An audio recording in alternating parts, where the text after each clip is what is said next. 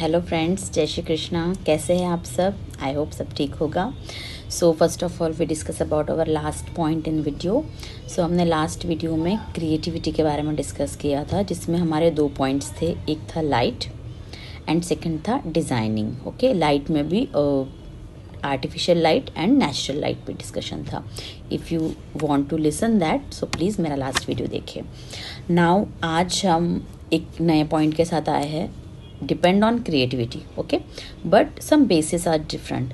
Like creativity में कुछ चीज़ें और भी इम्पॉर्टेंट होती है। One is understanding about requirement of client. Okay, second understanding space and third is sustainable furniture. Okay, वैसे there are lots of points in creativity, हम थोड़ा थोड़ा कवर अप करते जाएंगे। ठीक है, so shall we start? So our first point is understanding what is your client say. Okay, now look, you are the best designer of Ahmedabad or in the world. Okay, someone is came to you and he just tell you I want to design my precious home. Okay, obviously बात है, घर हर किसी का dream होता है, मेरा भी है, आपका भी होगा। तो अब वो अपना ड्रीम हाउस आपसे डिज़ाइन करना चाहता है। ठीक है, उसे उस घर में रहना है, आपको नहीं रहना है। तो रिक्वायरमेंट जो होती है वो क्लाइंट की मैटर करती है। हम क्या बनाना चाहते हैं उससे ज़्यादा मैटर करता है कि क्लाइंट क्या बनवाना चाहता है, वो किस चीज़ में कंफर्टेबल है। लोगों को अगर कहते हैं हम, जैसे मेरे कुछ इंटर्न्स हैं, मैं उन्हें कहूँ आप क्लाइंट की रिक्वायरमेंट लेके आइए, वो सिंपली पूछते हैं। क्लाइंट को उतना नॉलेज होता नहीं है, वो ब्ला ब्ला ब्ला एक रैंडमली चीज़ें बता देता है और आप उस पर डिज़ाइन कर देते हैं। ऐसा नहीं होता है, क्लाइंट नहीं जानता लेकिन हम जानते हैं। एज अ डिज़ाइनर हमें पता होना चाहिए कि हमें क्लाइंट से क्या क्वेश्चनिंग करनी है, क्योंकि अगर आप प्रॉपर क्वेश्चन पूछेंगे तो ही प्रॉपर आंसर आप सुनेंगे। वो समझेगा अगर प्रॉपर क्वेश्चन, तो वो आपको प्रॉपर आंसर कर पाएगा। And I take a guarantee, अगर आपने प्रॉपर क्वेश्चनिंग की है तो आपको प्रॉपर रिक्वायरमेंट डेफिनेटली मिलेगी क्लाइंट से। ओके, कैसे वो देखते हैं। लुक, अगर आपके क्लाइंट के पास 3 BHK फ्लैट है या फिर 4 BHK बंगलो है, आप उसे रिक्वायरमेंट पूछ रहे हैं, उसके फैमिली में कितने मेंबर्स है, रिक्वायरमेंट यहाँ से स्टार्ट होती है। बिकॉज ऑफ आप सिर्फ आपके client like husband wife, like जो भी आपको मनी पे कर रहा होगा, सिर्फ उसके लिए डिज़ाइन नहीं करना है, उसके घर में रहने वाले हर पर्सन के लिए हमें घर डिज़ाइन करना है, हर बंदे के लिए घर डिज़ाइन करना है। इवन इफ उसके पास अगर कोई पेट है, कोई भी बिल्ली हो, कुत्ता हो, वॉटेवर जो भी हो, उसके लिए तक आपको उस घर में स्पेस देनी है। जब आप यहाँ से सोचेंगे तो आप इमेजिन कीजिए कि वो क्लाइंट आपको पे करने के लिए एक बार भी नहीं सोचेगा और वो आपको आगे रेकमेंड करेगा। बात पेमेंट की नहीं है, बात है रिकमेंडेशन की। हमारा जो बिजनेस है इंटीरियर डिज़ाइनिंग का, आर्किटेक्चर का, जो भी ले लीजिए, हमारे पास लीड्स कहाँ से आती है? हमारे पास में लीड्स आती है हमारे अच्छे काम से। लाइक आज मैं आपको कुछ नॉलेज दे रही हूँ, आई होप अगर आपको मेरा वीडियो अच्छा लगता है, अगर आपको मेरा कंटेंट अच्छा लगता है, अगर आप पूरे 10 मिनट के वीडियो में अगर आप 2 मिनट की भी चीज़ अगर आपको काम की मिलती है तो आप मेरा वीडियो आगे फॉरवर्ड करोगे। आपको वॉटेवर एनर्जी मिले, आपको कुछ नॉलेजेबल चीज़ मिले, हो सकता है कोई कॉन्वर्सेशन मिल जाए, कुछ भी हो सकता है, XYZ। आपको अगर वो अच्छा लगेगा तो आप उसको डेफिनेटली आगे रेकमेंड करोगे, ये मेरा बिलीव है।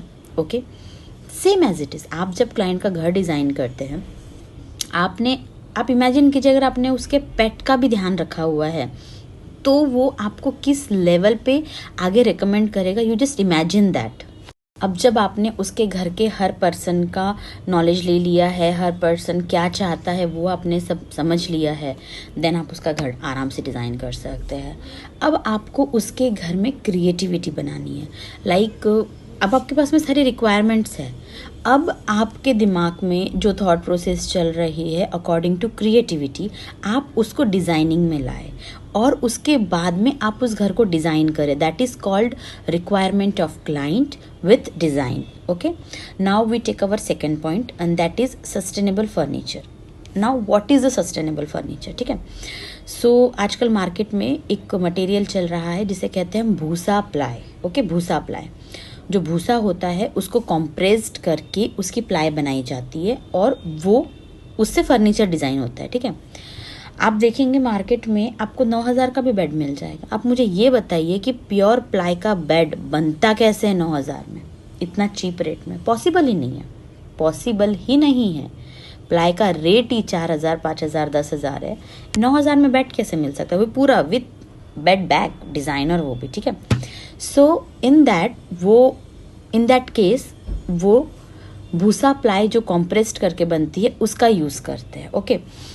सो आप मुझे ये बताइए, ये बेड सच में सस्टेनेबल होगा? सच में ये 25-30 साल चलेगा? नहीं चलेगा, पॉसिबल ही नहीं है चले। अब भूसा प्लाई से बनने वाला फर्नीचर कितने दिन चलेगा? उसमें सस्टेनेबिलिटी हो ही नहीं सकती। यहाँ पे एक और बात आती है जो हमारे फील्ड में चलती है, that is called material testing. जैसे हम खाना फूड टेस्ट करके बताते हैं कैसा है, ऐसे मटेरियल टेस्ट नहीं होता है, बट मटेरियल टेस्टिंग की अलग प्रोसेस होती है, वो मैं आपको नेक्स्ट वीडियो में बताऊंगी। तो material testing it's also a very important part of interior designing, okay. तो अब आप मुझे ये बताइए, जब मटेरियल ही सस्टेनेबल नहीं है तो फर्नीचर कैसे सस्टेनेबल होगा? पॉसिबल ही नहीं है। इंडिया में लोगों के पास में इतना पैसा नहीं है कि वो हर साल फर्नीचर चेंज करे। इस साल बेड लिया, अगले साल नया लिया, फिर उसके बाद में नया लिया, नहीं, पॉसिबल नहीं है। वो एक चीज़ लेते हैं, उसको 20-25 साल चलाते हैं, वो बहुत अच्छे से मेंटेन करते हैं, चाहे वो गरीब इंसान हो, अच्छा पैसे वाला हो, मिडिल क्लास हो, वो अपनी चीज़ों को बहुत अच्छे से रखना जानता है। कम जगह में भी Indians are very good to maintain the furniture in their home, okay. ये मैंने खुद देखा हुआ है। नाउ द थिंग इज़ कि आप मुझे ये बताएं कि जब मटेरियल ही अच्छा नहीं है तो फर्नीचर सस्टेन नहीं करेगा।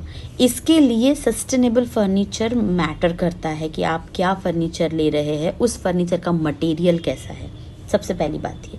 Now second thing, designing also sustainable design. आप बहुत ही कर्वी, बहुत ही नैरो, बहुत ही एकदम डेलिकेट टाइप की डिज़ाइन ले रहे हैं। अब आप मुझे ये बताइए, डेलिकेट डिज़ाइन सस्टेनेबल नहीं हो सकते। सस्टेनेबल चीज़ें स्ट्रॉन्ग होती है, मतलब उनमें एक पावर होता है। ईजीली आप अगर धक्का भी लग जाए तो वो टूट नहीं सकती। That is called sustainable design. So there are 2 points, one is sustainable material and second is sustainable design also, okay? So इस पर भी हमें ध्यान देना है।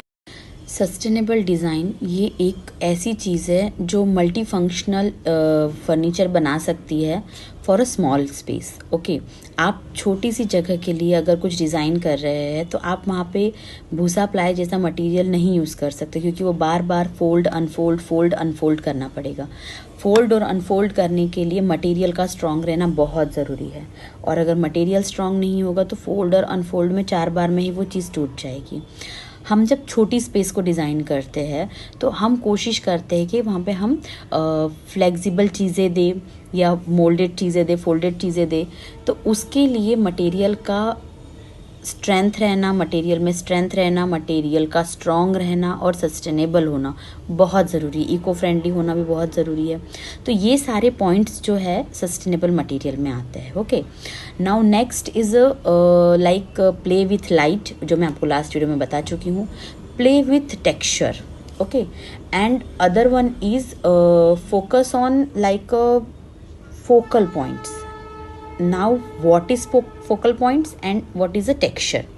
टेक्सचर मैं अगर आपको एक सिंपल लैंग्वेज में बोलूँ, जब आप किसी वॉल के प्लेन सरफेस को ऐसे हाथ घुमाएं और आपकी हाथों को कुछ फील होता है, लाइक सम रबिश और सम सैंडी टाइप्स और सम छोटा छोटा दाना टाइप्स, ओके। तो वो टेक्सचर होता है, ठीक है। अब टेक्सचर हम घर के अंदर कैसे ले? There are lots of textures in interior which we use in interior, okay, like bedroom, drawing room, living room, theatre, even if toilet also. So बहुत सारे ऐसे टेक्सचर्स हैं जो हम इंटीरियरली यूज़ कर सकते हैं। टेक्सचर है या नहीं पता करने का सबसे बेस्ट और सबसे इजी तरीका है उस सरफेस को आप रब करें। उस सरफेस को जैसे ही आप टच करेंगे आपको फील हो जाएगा कि ये टेक्सचर है या नहीं है। प्लस पेंट जो होता है वो प्लेन होता है। टेक्सचर में आप अलग अलग वेरिएशंस दे सकते हैं। There are lots of variations designing में, उसके बहुत सारे तरीके हैं जिससे वो टेक्सचर बनाते हैं। आजकल राजस्थानी एक वाइट क्ले का जो टेक्सचर चल रहा है डिज़ाइनिंग, जो हाथों से बनाया जाता है ऐसे ऐसे करके, बहुत ही सुंदर with glass mirror work, it's a beautiful. आप मतलब अपने ड्राइंग रूम में यूज़ कर सकते हैं। बहुत ही खूबसूरत पेंटिंग बनती है उससे, जो कि पहले वाइट कलर के मे बी पेंट से बनाई जाती होगी, फिर उसके ऊपर में बारीक बारीक करके उसको एम्बॉस करके बनाया जाता है। उससे बहुत ही खूबसूरत लुक आता है पेंटिंग का। और टेक्सचर हो गया। अब एक फोकल पॉइंट पर डिस्कशन करते हैं। What is focal point? Focal point means like a art work which we can do on a wall, a feature like statement furniture or artwork in a very emphasis pattern, that is called a focal point, जो कि आपकी आंखों को attract कर ले। Okay और पूरी wall blank है और उस पर एक छोटे से एरिया में आपने फोकल पॉइंट डिज़ाइन कर दिया, तो मतलब पूरी वॉल ही एम्फेसिस हो गई और बाउंसी बैक हो गया। उस तरीके से हम उस चीज़ को डिज़ाइन कर सकते हैं। तो these are all points of creativity. Creativity is a huge topic. Okay, हम थोड़ा थोड़ा उसको बाइफरगेट करके लेंगे। सो आज हमने ये पॉइंट्स सीखे। आप एक बार देखिए, सुनिए, समझिए, and if you like it so please subscribe कीजिए। Thank you so much. हम हमारे नेक्स्ट वीडियो में मिलेंगे। Bye bye.